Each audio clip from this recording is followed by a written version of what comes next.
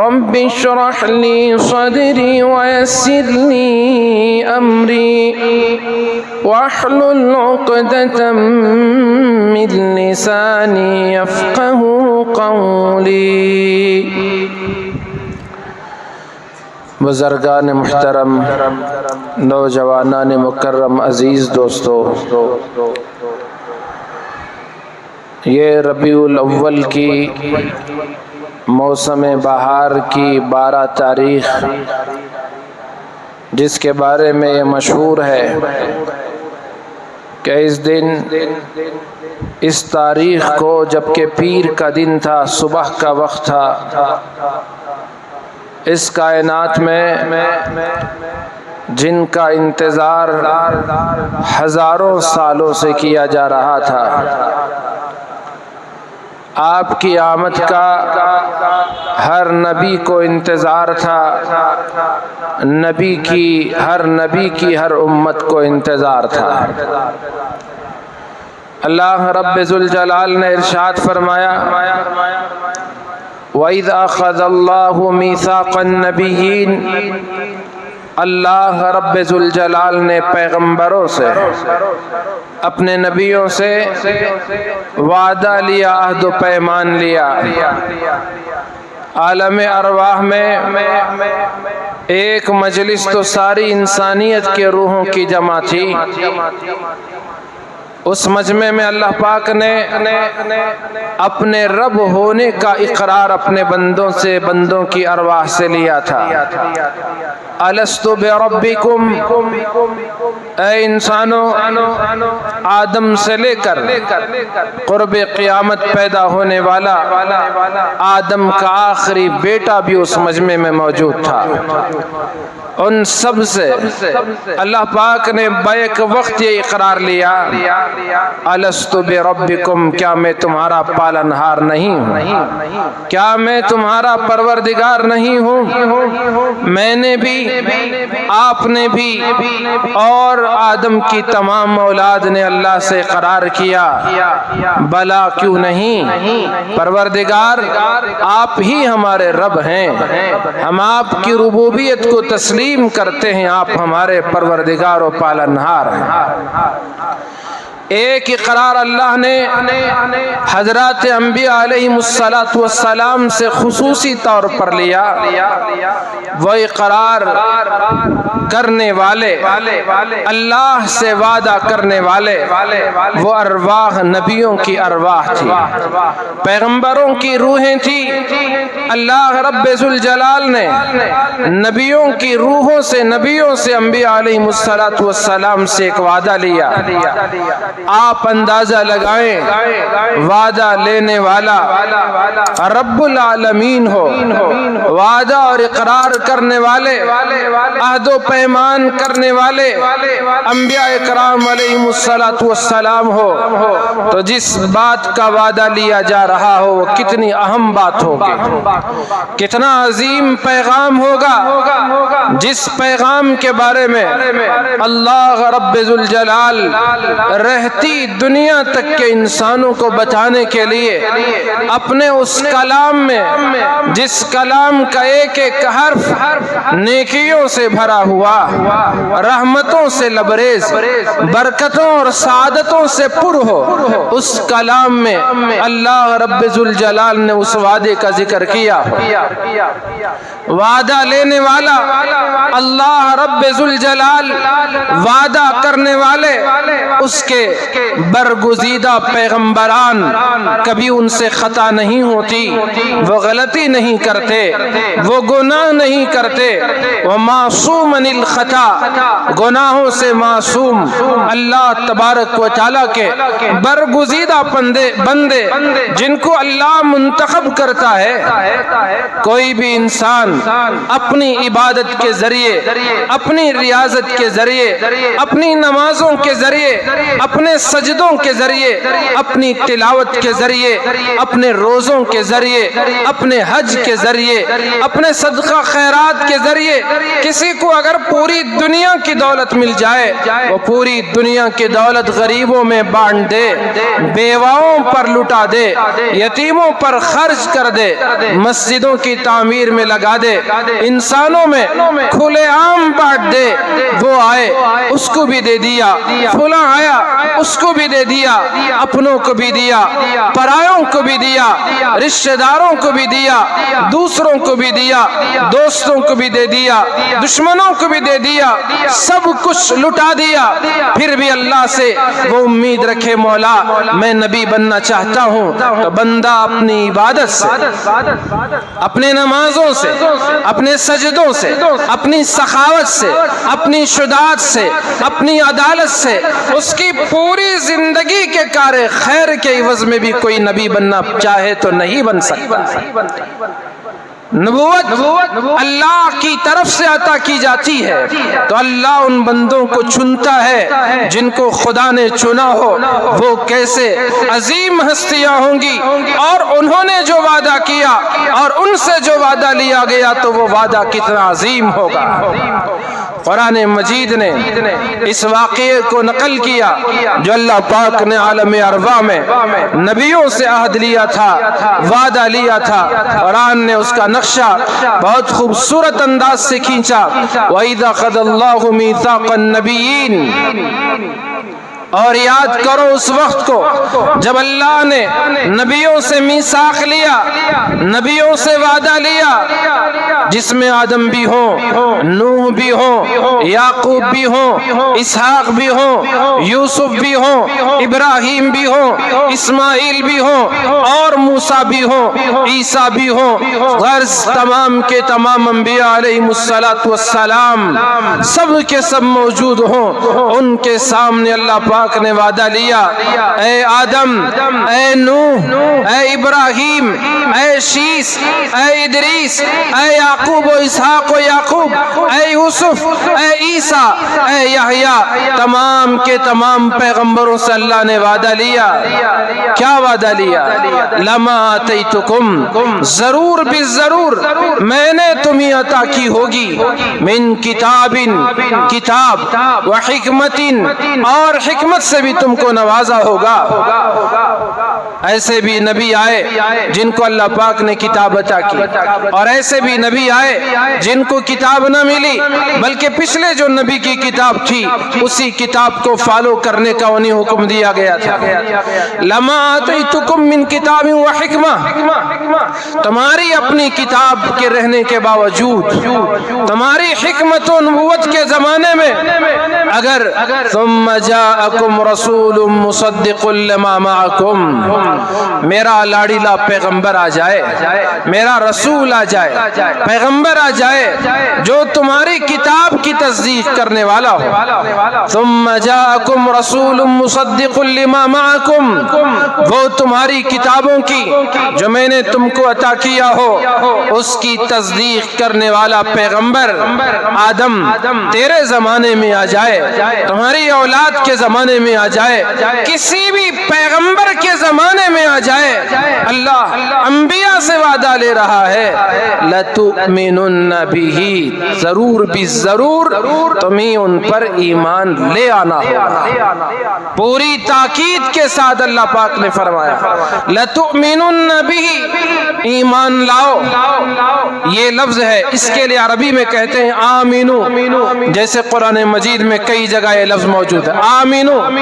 ایمان لے آؤ۔ وہی آمنو کا مطلب ہے ایمان لایا، آمینو، ایمان لے آؤ۔ اگر اللہ اتنا کہتا نبیوں سے تم ایمان لے آؤ کافی تھا، کوئی ضرورت نہیں تھی تاکید سے اس کلام کو ثابت کرنے کی۔ نبیوں کی جماعت کبھی بھی اللہ کے حکم کے خلاف نہیں کرتی۔ نبی تو وہ ہیں اگر آگ ان کے سامنے جلا دی جائے اور اس میں دشمن انہیں کودنے اور ڈھکیلنے پر آمادہ ہو جائے، نبی کا پختہ ایمان اللہ کی ذات پر ہوتا ہے، آگ آگ نہیں جلاتی، اللہ بچانے والے اس کا حکم ہو تو جلائے گی۔ یا نار کونی بردا وسلاما علی ابراہیم، حضرت ابراہیم آگ میں کود گئے، لیکن ان کا جو ایمان تھا، ان کا جو یقین تھا، ان کا جو اللہ کی ذات پر بھروسہ تھا، ان کا جو اللہ کی ذات پر توکل تھا، اس میں ایک بال کے نوک کے برابر بھی ذرا برابر کمی بیشی نہ ہوگی۔ یہ ہے انبیاء کا ایمان، یہ ہے انبیاء کا خدا کی ذات پر یقین۔ حضرت موسیٰ علیہ السلام سے جب فرعون نے پیچھا کیا، ان کی قوم نے دیکھا سامنے پانی ہے، پیچھے دشمن ہے، انہوں نے موسیٰ سے کہنا شروع کیا، اے موسیٰ کیا ہوا؟ انا لمدرکون، اب تو ہم پکڑے گئے، سامنے جائیں گے ڈوب کر ہلاک ہو جائیں گے، رکیں گے پیچھے مڑیں گے فرعون ہمیں پکڑ لے گا، وہ مشکلات سے دوچار کرے گا۔ حضرت موسیٰ علیہ السلام نے کیا فرمایا؟ گھبرانے کی ضرورت نہیں، ان معی ربی، میرے ساتھ تو میرا رب ہے۔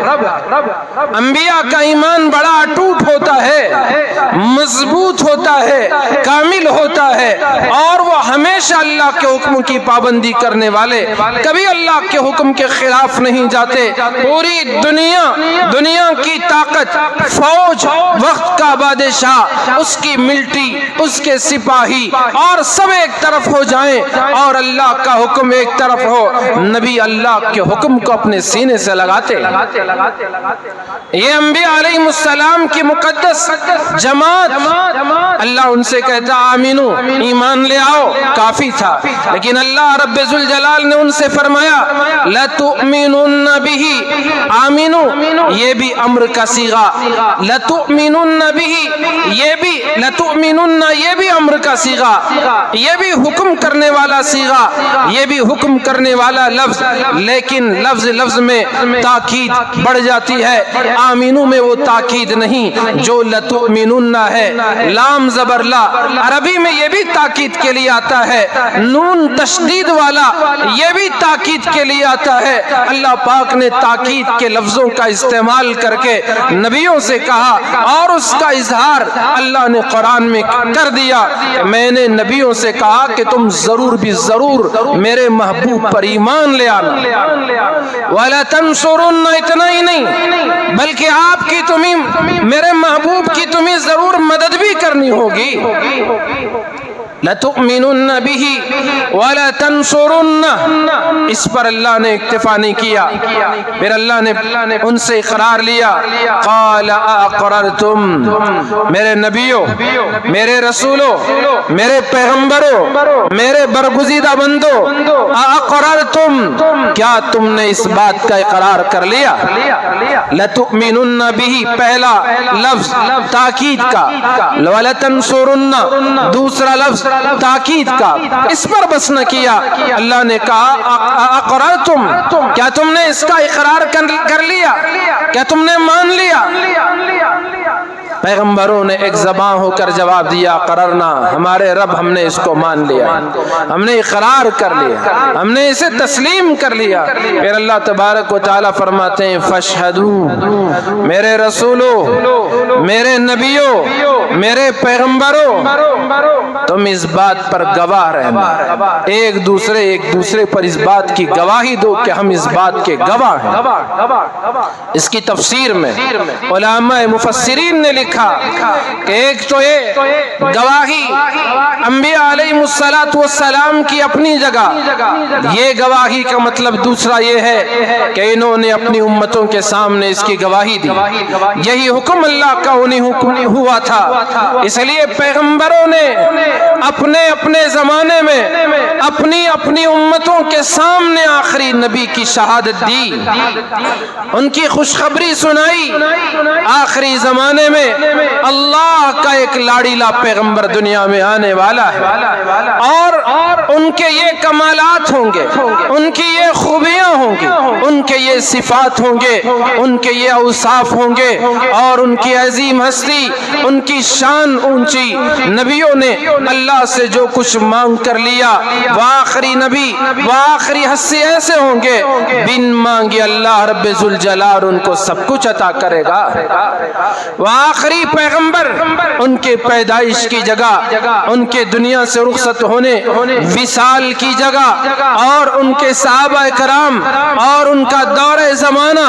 یہ ساری باتیں علامتیں انبیاء علیہ السلام کو اللہ نے بتائیں، اور ان نبیوں نے اپنی اپنی امت کو اپنے اپنے زمانے میں ضرور یہ باتیں بتائیں اور لوگوں کو آگاہ کیا۔ اگر وہ پیغمبر آ جائے، اللہ نے ہمیں حکم دیا ہمارے زمانے میں آ جائے تو ہم ایمان لے آئیں گے، اگر میرے دنیا سے جانے کے بعد تمہاری موجودگی میں وہ اللہ کا پیغمبر آ جائے تو تمہیں ان کے ہاتھوں ایمان قبول کرنا ہوگا۔ کیسی عظیم ہستی جس کا میں نے شروع میں عرض کیا، ان کی آمد کا انتظار ہر زمانے کو، ہر دور کو تھا، آسمانوں کو بھی تھا، زمینوں کو بھی تھا، اس شجر و حجر کو بھی تھا، شمس و قمر کو بھی تھا، بحر و بر کو بھی تھا، ہر ایک کو رسول اکرم صلی اللہ علیہ وآلہ وصحبہ وسلم کی آمد کا انتظار تھا، کیونکہ اللہ پاک نے آپ کی خوشخبری، آپ کے آنے کی بشارتیں نبیوں کو سنائی تھی، نبیوں نے اپنی امتوں کو سنائی۔ یاد کریں آپ حضرت ابراہیم علیہ السلام کو، حضرت ابراہیم علیہ السلام نے اللہ کے حکم سے نوح علیہ السلام کے زمانے میں جو طوفان آیا، طوفان کی وجہ سے اللہ کے گھر کی عمارت جو اس میں بہہ گئی تھی، اللہ پاک نے حضرت ابراہیم کو حکم دیا کہ میرے گھر کی دوبارہ تعمیر کرو۔ حضرت ابراہیم علیہ السلام نے اسے سعادت سمجھی اور برکت کا ذریعہ سمجھا، وہ اپنے بیٹے کو مزدوری کے لیے اپنے بیٹے کو انہوں نے ساتھ لیا۔ قرآن مجید نے اس واقعے کو نقل کیا، اللہ نے فرمایا وَإِذْ يَرْفَعُ إِبْرَاهِيمُ الْقَوَاعِدَ مِنَ الْبَيْتِ وَإِسْمَاعِيلُ، اور یاد کرو اس وقت کو جبکہ حضرت ابراہیم اور ان کے فرزند اسماعیل نے بیت اللہ کی بنیادوں کو اٹھانا شروع کیا۔ وَإِذْ يَرْفَعُ إِبْرَاهِيمُ الْقَوَاعِدَ مِنَ الْبَيْتِ وَإِسْمَاعِيلُ، گھر کا کام کرنے والے، خانے خدا کی تعمیر کرنے والے، میستری بن کر کام کرنے والے، اللہ کے دوست خلیل اللہ سیدنا ابراہیم علیہ السلام ہیں، جن کو اللہ نے فرمایا کہ اللہ نے ابراہیم کو اپنا خلیل چن لیا ہے۔ ابراہیم علیہ السلام اور ان کے فرزند حضرت اسماعیل وہ مزدوری کا کام کرنے والے، اپنے کام میں اللہ کے گھر کی تعمیر میں اپنے باپ کا ہاتھ بٹانے والے سیدنا اسماعیل علیہ السلام ہیں۔ ان دو برگزیدہ پیغمبروں نے اللہ کے گھر کی تعمیر کو مکمل کیا۔ جب تعمیر کا کام پورا ہو گیا، کام پر لگانے والا کون تھا؟ وہ اللہ کی ذات تھی۔ اب ان دونوں نے جب کام کر دیا، مزدوری لینے کا وقت تھا، اجرت لینے کا وقت تھا، دونوں نے رب کے دربار میں ہاتھ پھیلا دیے۔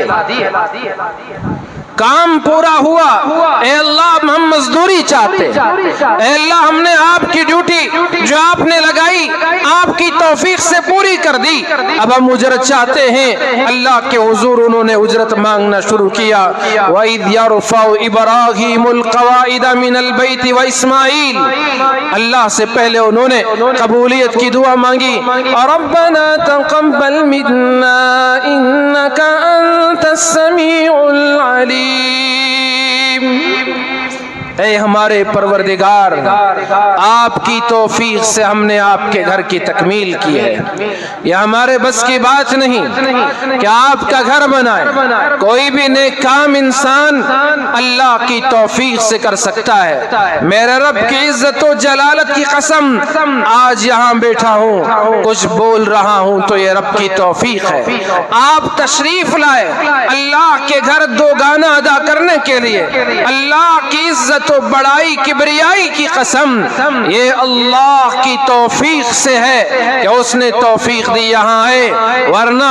ہمارے بس کی بات نہیں ہے کہ ہم آئے اور نماز ادا کریں۔ اللہ کی توفیق ملی تو ہم کام کر سکتے ہیں، نیکی انجام دے سکتے ہیں، نماز پڑھ سکتے ہیں، روزہ رکھ سکتے ہیں، قرآن کی تلاوت کر سکتے ہیں، حج کر سکتے ہیں، عبادتیں کر سکتے ہیں۔ اللہ نے توفیق توفیق جن بندوں کو دی وہ اللہ کے گھروں کی تعمیر میں حصہ لیتے ہیں، مدرسے بناتے ہیں، غریبوں پر خرچ کرتے ہیں، یتیموں بیواؤں بے سہارا لوگوں کے کام آتے ہیں، قوم و ملت کی ہمدردی میں اپنے مال کو خرچ کرتے ہیں۔ حضرت ابراہیم نے بھی وہی فرمایا،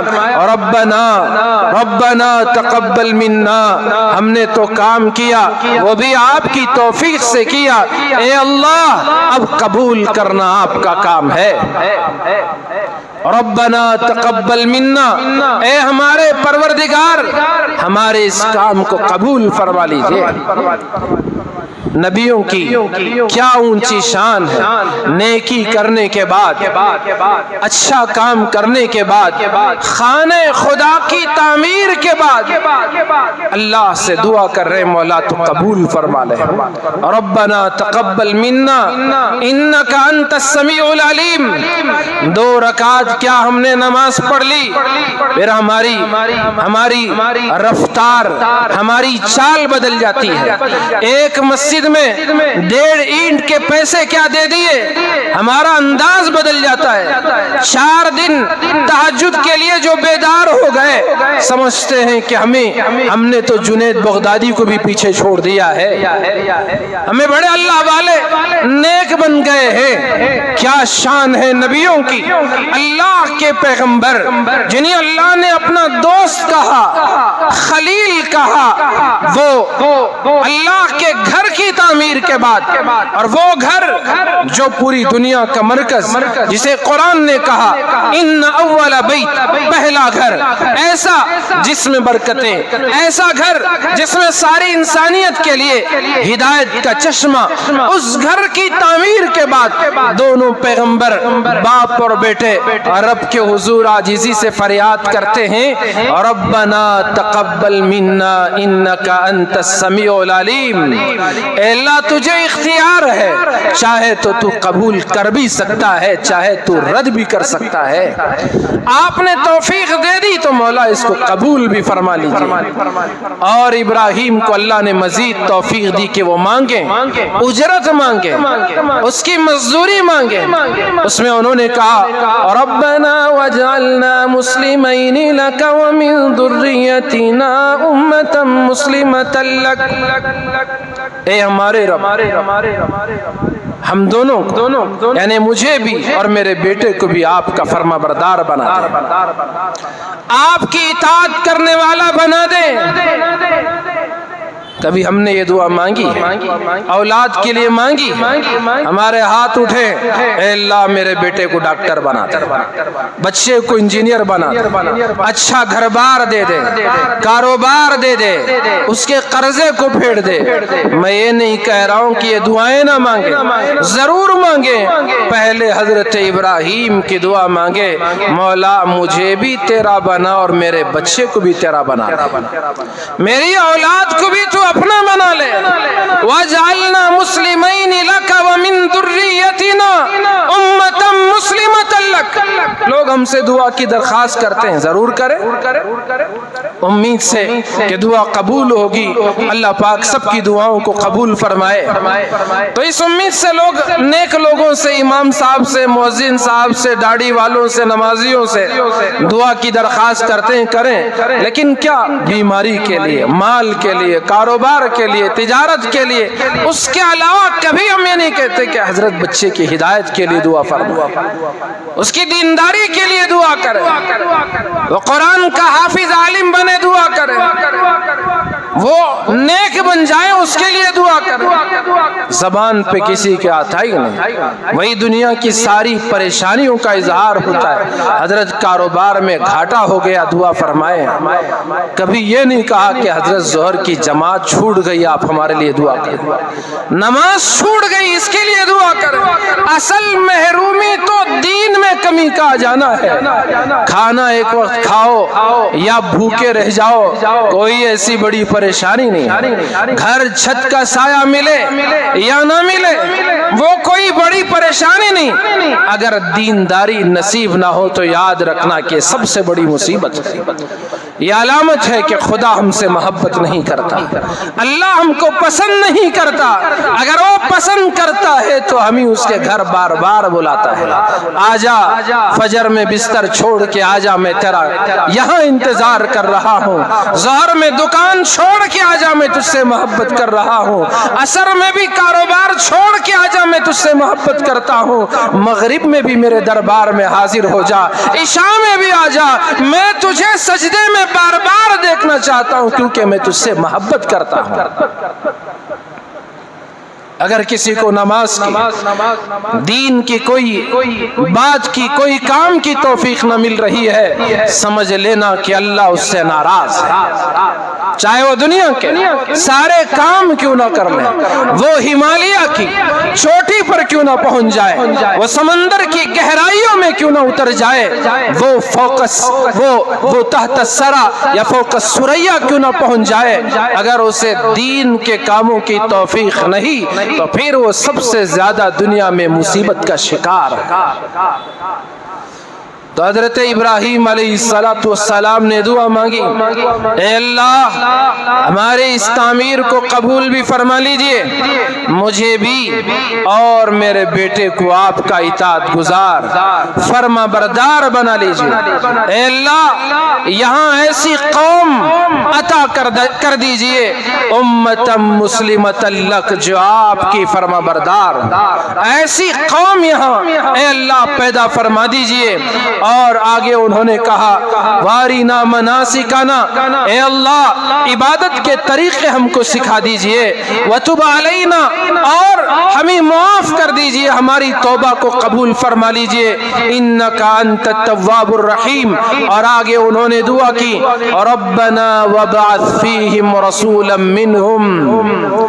یہی حضرت ابراہیم کی مزدوری جو انہوں نے اللہ سے مانگ کر لی، وہ آپ کو میں بتانا چاہ رہا تھا۔ ابراہیم علیہ السلام نے اپنے فرزند کے ساتھ تعمیر بیت اللہ سے فارغ ہو کر اللہ سے مزدوری مانگ رہے ہیں، ربنا وابعث فیہم رسولا، اے ہمارے پروردگار انہی میں سے آپ اپنے اس پیغمبر کو بھیج دیجئے جس کا آپ نے مجھ سے وعدہ لیا تھا۔ اے اللہ آپ نے جس نبی پر ایمان لانے کے لیے ہم سے عالم ارواح میں وعدہ لیا تھا، آپ ان لوگوں میں، یہاں بسنے والی آبادی میں،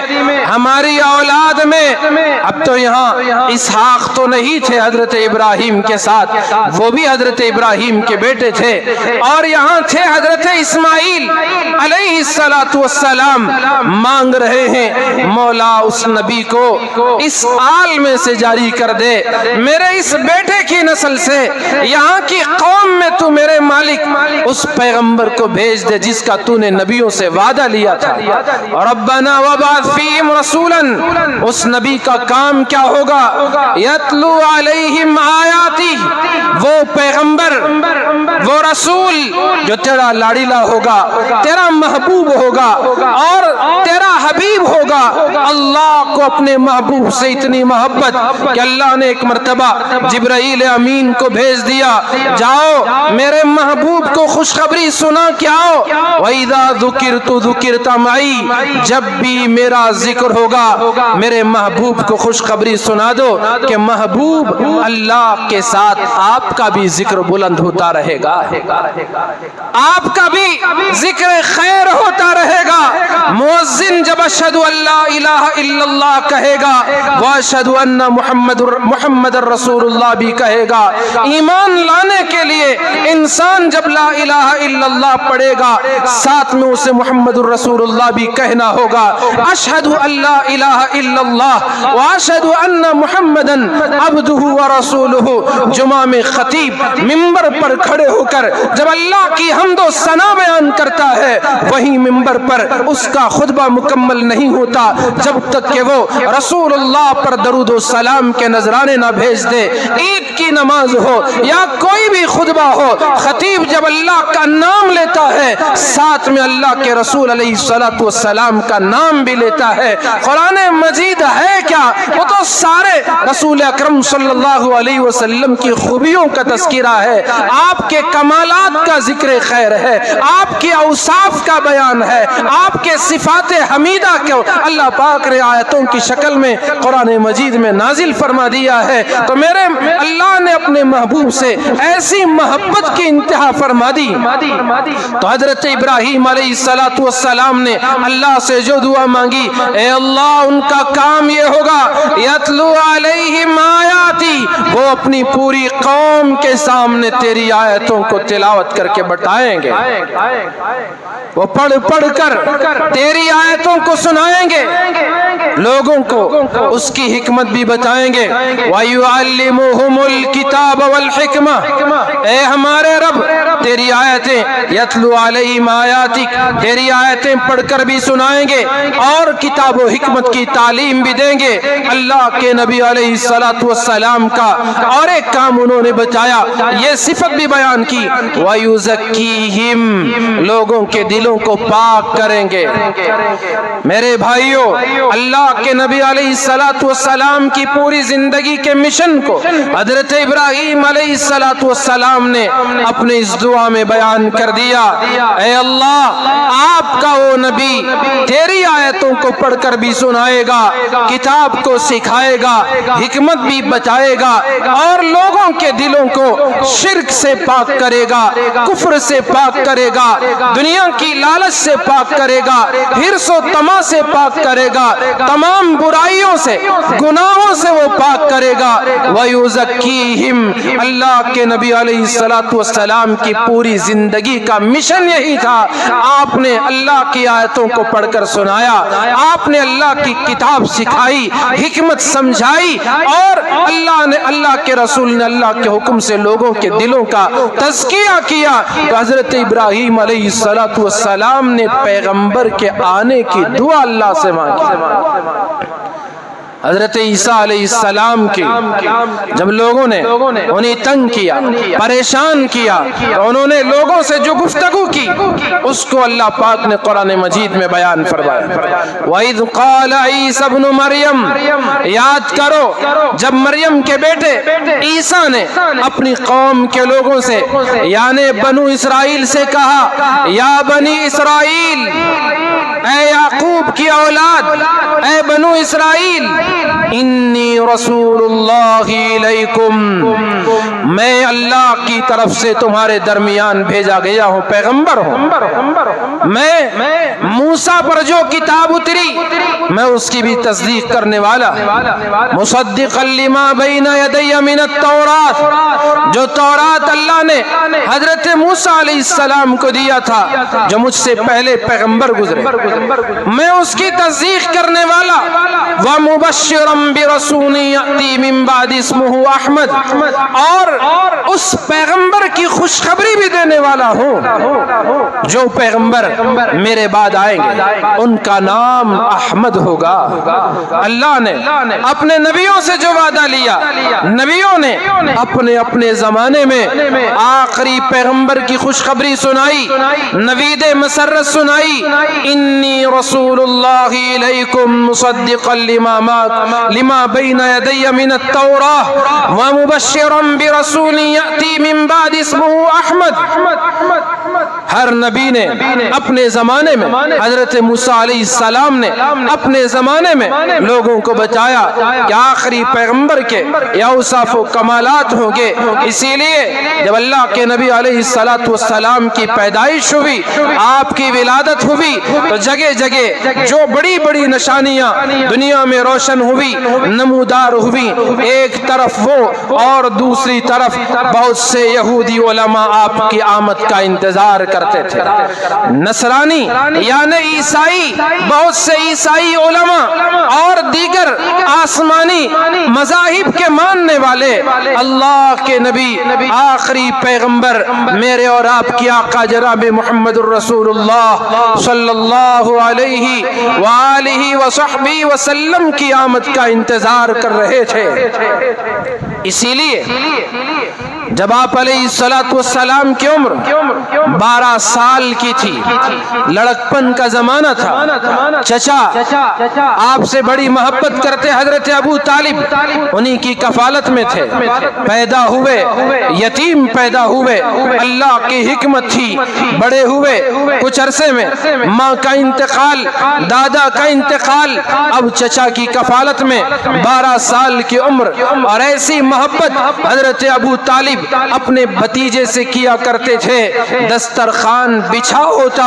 ان کی اولاد سامنے ہوتی، ابو طالب خود کی اولاد کو اور خود کو کھانے سے روکتے جب تک کہ چچا محمد بن عبداللہ صلی اللہ علیہ وسلم دسترخوان پر حاضر نہ ہو جائے۔ کاش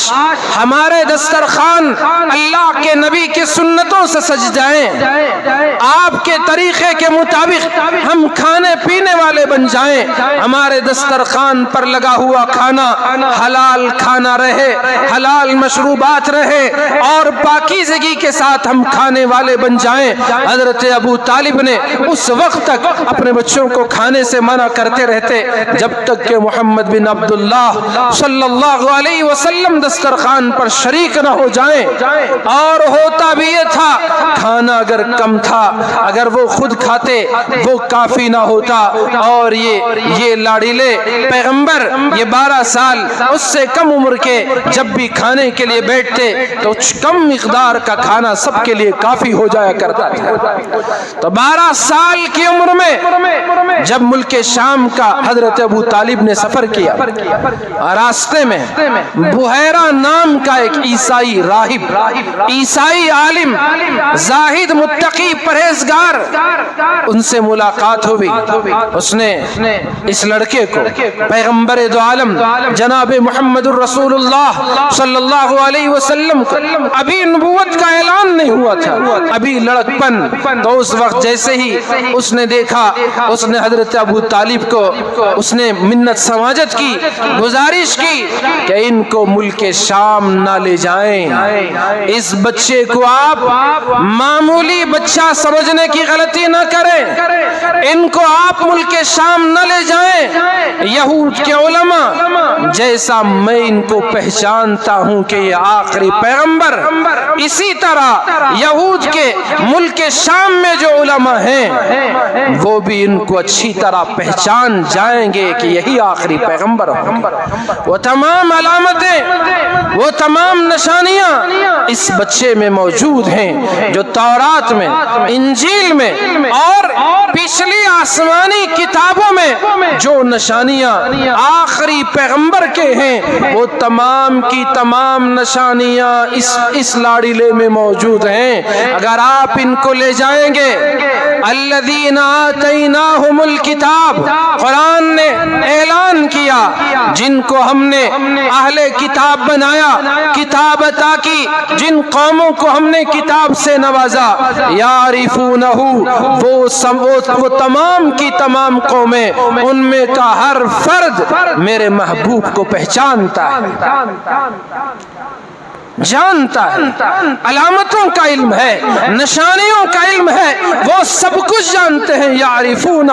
اور قرآن نے بھی کیا تشبیہ دی، اللہ نے بھی کیا خوب بیان کیا، جیسے کوئی اپنے بیٹے کو پہچانتا ہے، کما یعرفون ابناہم، جیسے وہ اپنے بیٹوں کو پہچانتے ہیں، اپنے بیٹے کو جیسے پہچان لیتے ہیں، ویسے میرے آخری پیغمبر کو بھی یہ پہچانتے ہیں۔ کتنی نشانی اللہ نے قرآن میں بیان کی ہوں گی، کتنی نشانیاں پچھلی آسمانی کتابوں میں اللہ نے بیان کی ہوں گی، اور نبیوں نے کتنی ان کی نشانیاں اور علامتیں بیان کی ہوں گی کہ جیسے آدمی اپنے بیٹے کو پہچانتا ہے، کروڑوں کا مجمع کیوں نہ ہو، آدمی فوراً اپنے بیٹے کو پہچان لے گا، ذرا اسے شک نہیں ہوگا، لمحے بھر کی اسے تاخیر نہ ہوگی، فوراً اپنی اولاد کو پہچان جائے گا۔ قرآن کہتا ہے کہ یہ یہودی، یہ عیسائی جن کو بھی میں نے کتاب و حکمت دیا، یہ سب میرے محبوب کو اپنی اولاد کی طرح، بیٹوں کی طرح طرح پہچان لیں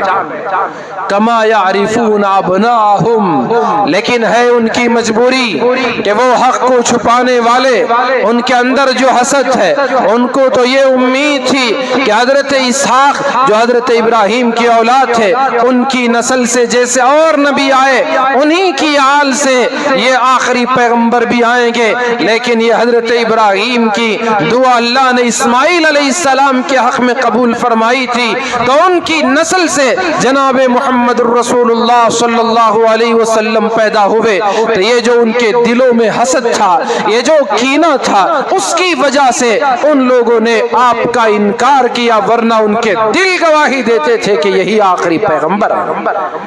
یہی وہ آخری نبی ہے جن کے صدقے میں اللہ پاک نے ان آسمانوں کو پیدا کیا،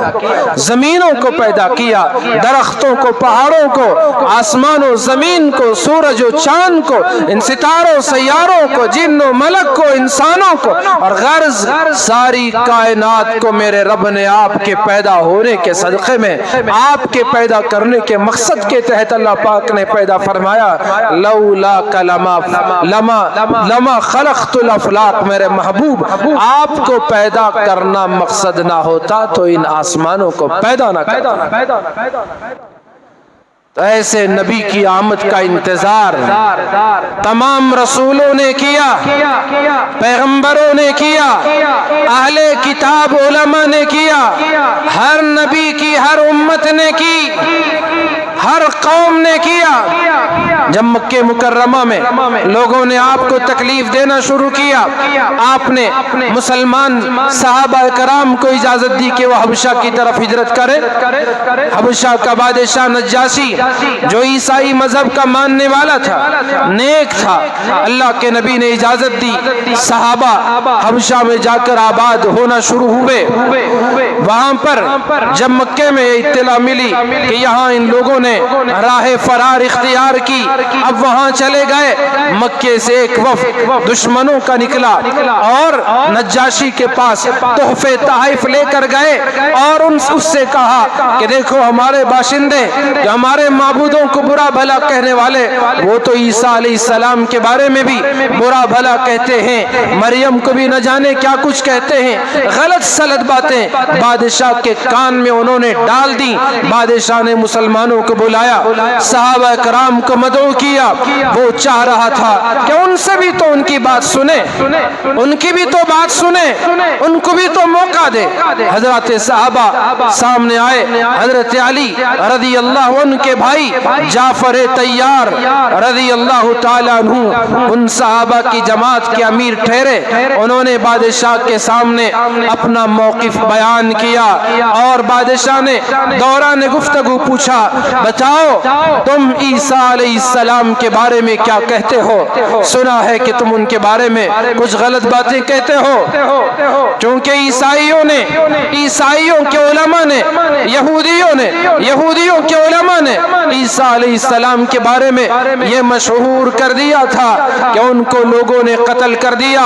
سولی پر لٹکا دیا، لیکن قرآن تو اس کے خلاف کہتا ہے، عیسیٰ کی شان میں قرآن گستاخی کرنے سے منع کر دیا۔ اس طرح الفاظ کا انداز کا اختیار کر کے قرآن نے کہا کہ عیسیٰ علیہ السلام کو ان لوگوں نے نہ قتل کیا، نہ سولی پر لٹکایا، بلکہ اللہ نے حضرت عیسیٰ کو آسمانوں پر اٹھا لیا، عیسیٰ کو بغیر باپ کے حضرت مریم کے ذریعے سے پیدا کیا۔ قرآن نے جو کہا، حضرت جعفر طیار کہتے ہیں دل میں پہلے خیال آیا کہ بادشاہ کے سامنے اگر دو ٹوک حضرت عیسیٰ کی بات کر دے، ہو سکتا ہے وہ ہمارے بارے میں بگڑ جائے۔ پھر ان کے دل میں خیال آیا نہیں، گول مول بات نہیں کروں گا، جو ہے حق بیان کر دوں گا۔ انہوں نے جو حق بات تھی قرآن کی، ویسے ہی کھلم کھلا انہوں نے قرآن میں جو عیسیٰ علیہ السلام کے بارے میں آیتیں تھی اس کو پڑھ کر سنا دیا کہ یہ ہمارا عقیدہ ہے اور اس کو پیغمبر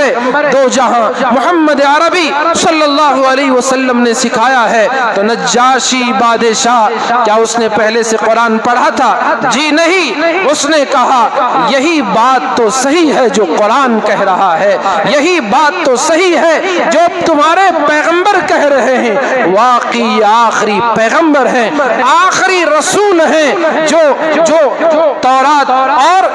انجیل میں جس طرح سے حضرت عیسیٰ علیہ السلام کو بیان کیا وہی وہ بیان کر رہے ہیں۔ تو ان کی نشانیاں وہ جانتا تھا نجاشی بادشاہ، اس نے تصدیق کی اور وہ ایمان بھی قبول کر لیا۔ مجھے بتانا یہ ہے کہ نشانیاں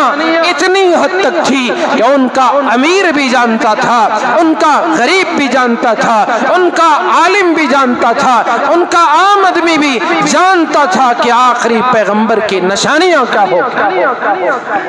عالم ارواح میں جو اللہ نے عہد لیا، وَإِذَا خَذَ اللَّهُ مِيثَاقَ النَّبِيِّينَ لَمَا آتَيْتُكُم مِّن كِتَابٍ وَحِكْمَةٍ ثُمَّ جَاءَكُمْ رَسُولٌ مُصَدِّقٌ لِّمَا مَعَكُمْ لَتُؤْمِنُنَّ بِهِ وَلَتَنصُرُنَّ۔ نبیوں سے، پیغمبروں سے اپنے محبوب کے بارے میں جو اللہ نے وعدہ لیا، ہر نبی نے اپنی قوم کے سامنے اس کا اظہار فرمایا، اپنے محبوب کے آخری پیغمبر کے آنے کی بشارت سنائی۔ تو آپ کی آمد کا انتظار تو ہر قوم کو تھا، ہر نبی کو، ہر نبی کی امت کو تھا۔ آپ اس ربیع الاول کے مہینے میں تاریخ کے بعض کتابوں کے حوالے سے 9 ربیع الاول اور بعض تاریخ کے حوالے سے 8 ربیع الاول اور بعض تاریخ کی کتابوں کے حوالے سے 12 ربیع الاول آج کی تاریخ بتائی گئی کہ یہی وہ تاریخ تھی جس تاریخ کو میرے اور آپ کے آقا جناب محمد الرسول اللہ صلی اللہ علیہ وسلم پیدا ہوئے، تشریف لائے، قربان جائیں۔ اللہ پاک نے دوسری چیزوں کو پیدا کرنے کا جہاں ذکر کیا وہاں خلقہ کا لفظ استعمال کیا، لیکن جہاں اپنے محبوب کا ذکر کیا وہاں جاء کا لفظ استعمال کیا، تشریف لائے، آئے، بعثہ کا لفظ استعمال کیا کہ آپ کو مبعوث کیا۔ تو اللہ پاک نے آپ کے ادب کا، لوگوں کی تعلیم کے لیے اس کا اظہار کیا، لیکن آج بے ادبی کرنے والے اگر کوئی ہیں تو آپ کا کلمہ پڑھنے والے مسلمان ہیں۔ آپ کی شان میں گستاخی زبان سے تو نہیں کرتے، اپنے کردار سے تو کرتے ہیں اور اپنے کاموں سے تو کرتے ہیں۔ میرے بھائیوں، ذرا سوچنے کی بات ہے، آپ نے 1 گھنٹے سے میری باتوں کو سنا، میں نے آپ کے سامنے باتیں رکھی، انبیاء اکرام کیسی عظمت کے ساتھ اللہ کے نبی علیہ السلام کی خوشخبری اپنی قوم کے لوگوں کو سنایا۔ آج یہی کلمہ پڑھنے والا، یہی اللہ کا نام لینے والا، رسول اللہ کا نام لینے والا آپ کا نام میوزک کے ساتھ بجاتا ہے، آپ کا نام ڈھول کے ساتھ بجاتا ہے، آپ کا نام موسیقی کے ساتھ لیتا ہے۔ ذرا تو شرم کرو، ذرا تو حیا کرو۔ آپ کا وہ عظیم نام جو اللہ کے نام کے ساتھ لیا جاتا ہے،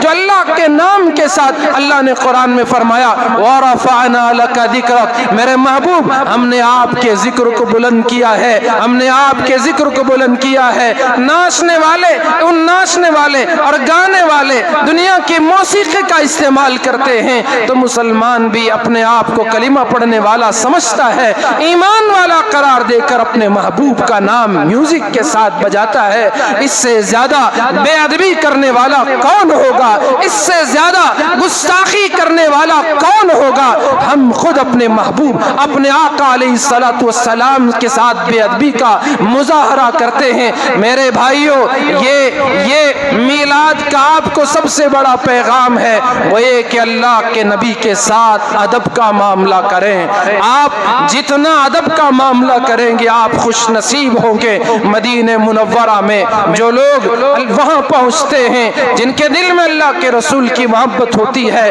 وہاں ایسا چلتے ہیں کہ چلنے میں ان کے قدموں کی آہٹ بھی سنائی نہیں دیتی۔ کیوں؟ یہ میرے محبوب کی بستی ہے، یہ میرے محبوب کا دیار ہے، یہ ان کا روز اقدس، ان کی یہ سنہری جالی اور یہ یہ مواجہہ شریف ہے وہ ادب کا مظاہرہ کرتے ہیں، اور جو بے ادبی کا مظاہرہ کرتے ہیں وہ بے ادبی کے ساتھ وہ دنیا میں زندگی گزارتے ہیں۔ تو میرے بھائیوں، با ادب با نصیب ہوتا ہے، بے ادب بد نصیب ہوتا ہے۔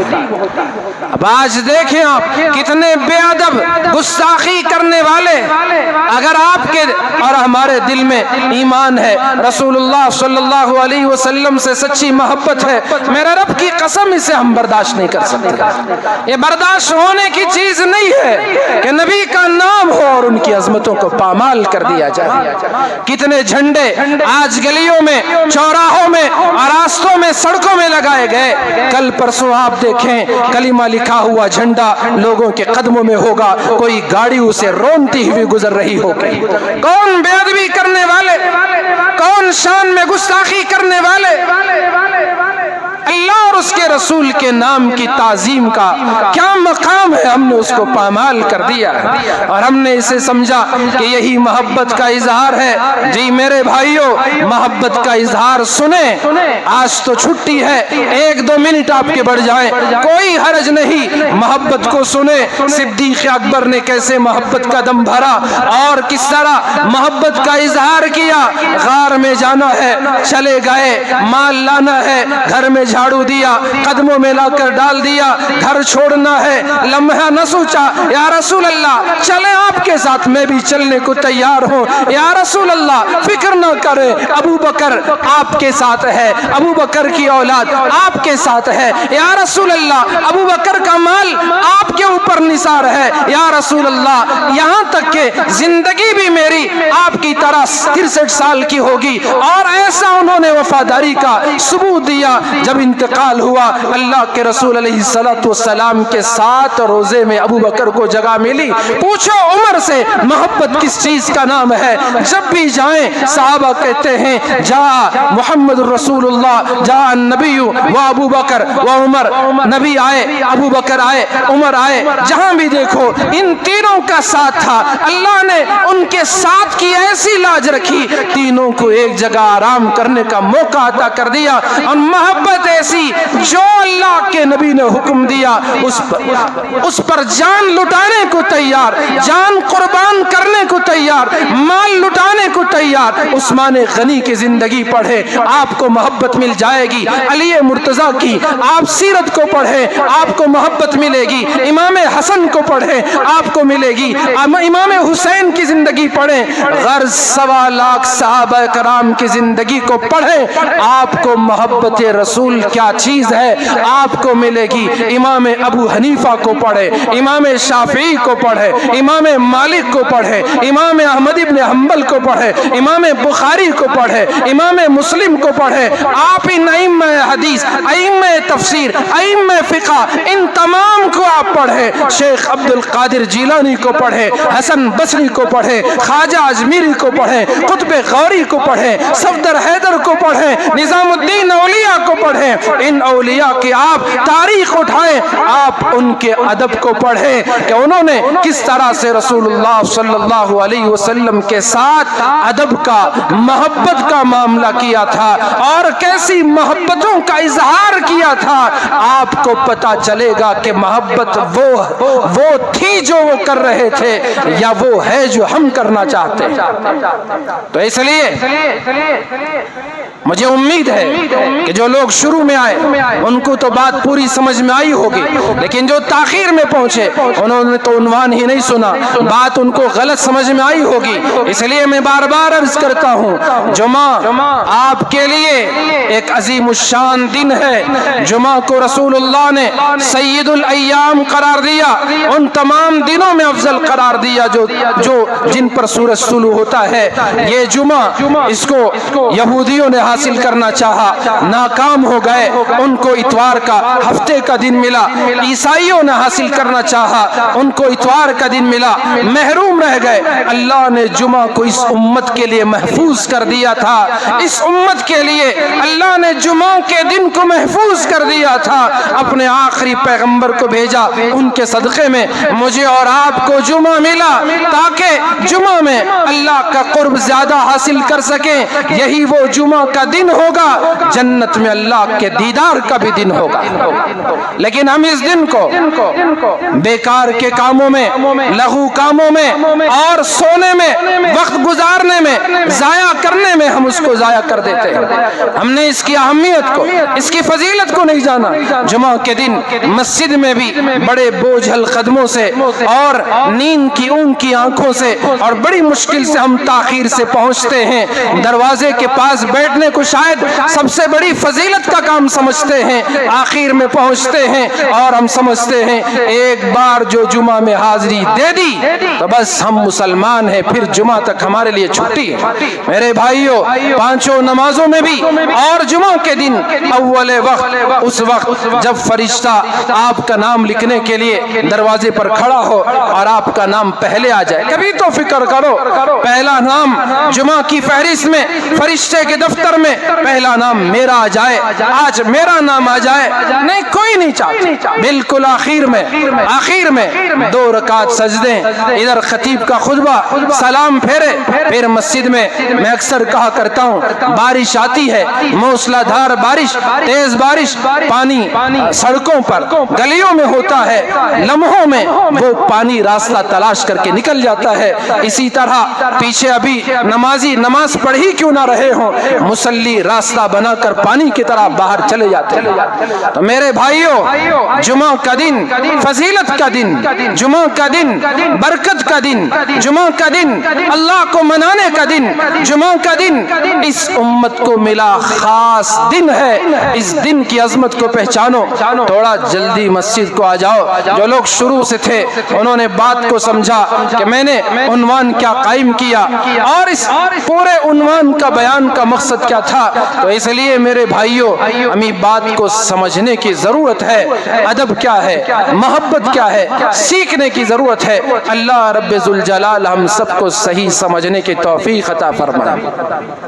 اللہ رب ذوالجلال ہمیں رسول اکرم صلی اللہ علیہ وسلم کے سچے عاشقوں میں شامل فرمائے۔ ہم کیا عاشق سمجھتے ہیں؟ عاشق اس کو سمجھتے ہیں جو پوسٹر میں بڑا نام ڈال دے اور سمجھتے ہیں کہ ہم سب سے بڑے عاشق ہیں۔ عاشق کے پاؤں کے دھول کو بھی اگر ہم پہنچ جائے، میرے رب کی قسم ہماری دنیا بھی کامیاب ہے اور آخرت بھی کامیاب ہے۔